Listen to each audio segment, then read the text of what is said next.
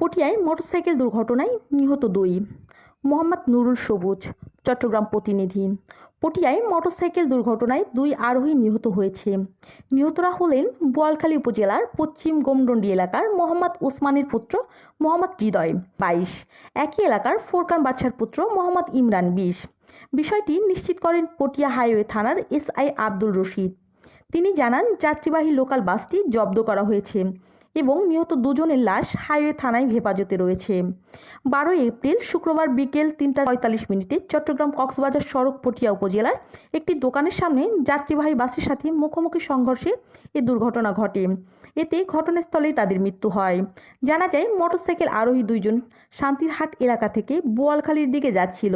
এ সময় পটিয়া থেকে ছেড়ে যাওয়া চট্টগ্রামমুখী একটি যাত্রীবাহী লোকাল বাসের সাথে মুখোমুখি সংঘর্ষ হয়। এতে মোটরসাইকেল আরোহী দুজন ছিটকে পড়ে ঘটনাস্থলেই তাদের মৃত্যু হয়।